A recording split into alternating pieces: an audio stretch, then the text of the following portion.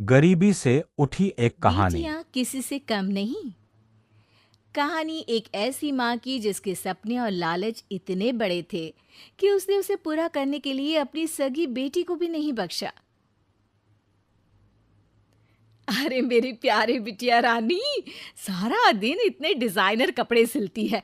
ये तो high class के लोग पहनते हैं ना बेटा।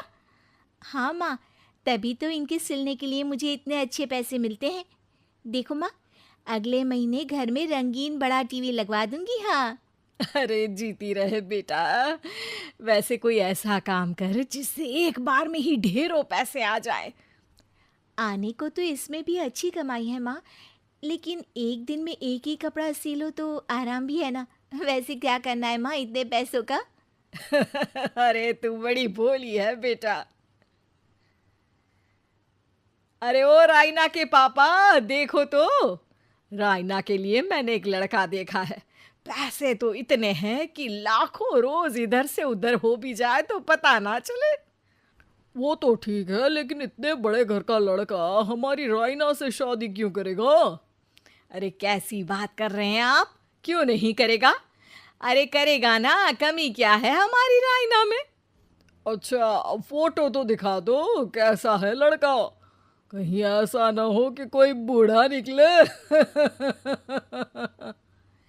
अरे थोड़ी सी उम्र में बड़ा लड़का कोई बूढ़ा नहीं होता। ये देखो। फोटो किसी लड़के की नहीं, बल्कि एक आदमी की थी। ये क्या बकवास है? कौन है ये? इसके बेटे की फोटो दिखाओ। जी, ये वो लड़का ही है। अरे साधना, तुम सगी माँ हो या सौतेली? अरे पैसा रहेगा तो राज करेगी ना। मेरे जीते जी मैं अपनी बेटी की शादी इतने बूढ़े आदमी से बिल्कुल नहीं करूंगा।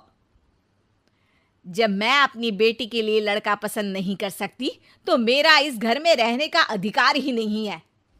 जैसे ही वो जाने लगती है कि तभी राइना वहां आ जाती है।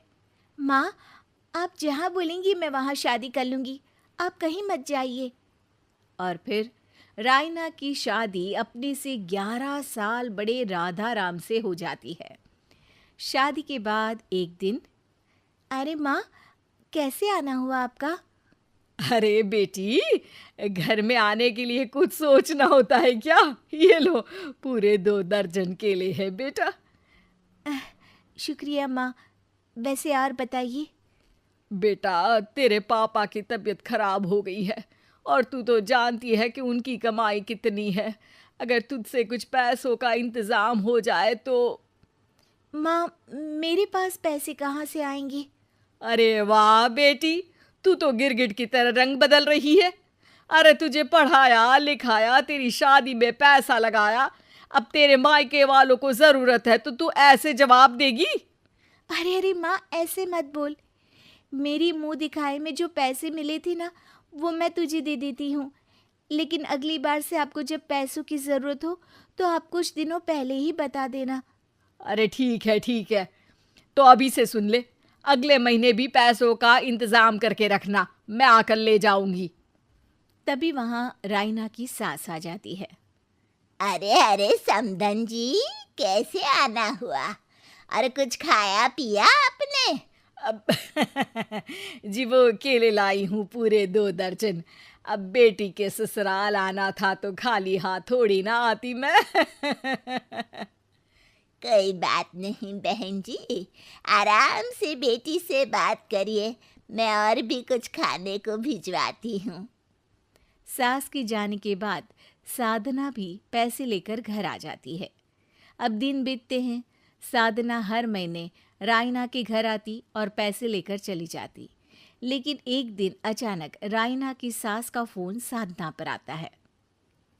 बहन जी, जैसे भी हो आप जल्दी से हमारे घर आ जाइए ना। हमारी बहू रायना को क्या हो गया है? न बोल रही है न हिल रही है। हैं? अरे मार तो नहीं डाला मेरी मासूम बेटी को? साफ साफ बोल देती हूँ, मेरी बेटी को कुछ भी हुआ होगा ना तो मैं तुम लोगों को कंगाल कर दूंगी, क्लेम कर दूंगी करोड़ों का। अरे क्या हुआ भाग्यवान, कहाँ से करोड़ों आ रहे हैं? अरे मार डाला हमारी बिटिया को उन लोगों ने। हैं? क्या बोल रही हो तुम? मैंने तो पहले ही बोला था कि लड़का ठीक नहीं है।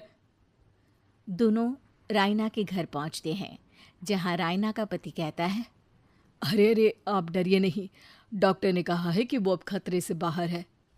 अरे पर वो खतरे में गई क्यों? अरे क्यों मेरी लड़की को मारने की कोशिश की गई? अरे वकील करूंगी बड़े से बड़ा और सबको सड़क पर ले आऊंगी। अरे सौम्या की माँ में इतनी हिम्मत है कि वो अपनी बेटी को पाल ले। रास्ते में ले आऊंगी तुम लोगों को। हाँ। अरे माता जी, लेकिन डॉक्टर की बात तो सुन लीजिए। नहीं नहीं, मुझे किसी की बात नहीं सुननी मेरी बेटी। अरे सुन तो लो भाग्यवान कि क्या बोलना चाह रहा है तुम्हारा दामाद। जी दामाद जी, बताइए क्या हुआ है हमारी बेटी को? अरे पता नहीं, सारी सारी रात किसके लिए कपड़े सिलती रहती है और वो कपड़े जाते कहाँ हैं। अरे हम तो इतने पैसे वाले हैं, हमें तो कोई ज़रूरत नहीं है इसके सिलाई के पैसों की। मैंने तो कहा भी कि बिटिया अगर इतनी इच्छा है तो दिन में एक ड्रेस सिल लो, लेकिन मानी नहीं। आप ही की बेटी है, पूछिए आप, पूरे होश में है अब। हाँ। ये कहकर सास वहाँ से चली जाती है। अब कमरे में सिर्फ बेटी, माँ और पिता थे। बेटा, मैं तो जीते जी मर जाता अगर तुझे कुछ हो जाता तो। क्या बात है बेटा, ये लोग अच्छे नहीं, तेरा पति ठीक नहीं है बेटा। अरे नहीं नहीं पापा, ये तो साक्षात भगवान का रूप है। मेरी सास तो मेरा पूरा ख्याल रखती है। ये लोग बहुत अच्छे हैं पापा। अरे तो फिर क्या जरूरत पड़ गई मरने की? माँ, पता ही नहीं चला, सारी सारी रात काम करती रहती। आपको पैसे भी तो देने थे, लेकिन ये नहीं पता था कि सेहत खराब हो जाएगी। अरे पैसे देने थे तो सास से या पति से लेकर दे देती। नहीं नहीं माँ, ये मेरे सम्मान के खिलाफ था। आप लोगों ने मुझे इस लायक बनाया है कि मैं आप लोगों की मदद अपने पैसों से करूं। पिता को साधना पर बहुत गुस्सा आता है, लेकिन साधना की आंखों में आंसू होते हैं।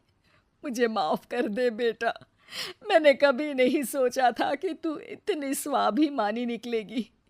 बेटा, मैंने अपने लालच में तेरा जीवन बर्बाद कर दिया, मुझे माफ कर दे बेटा।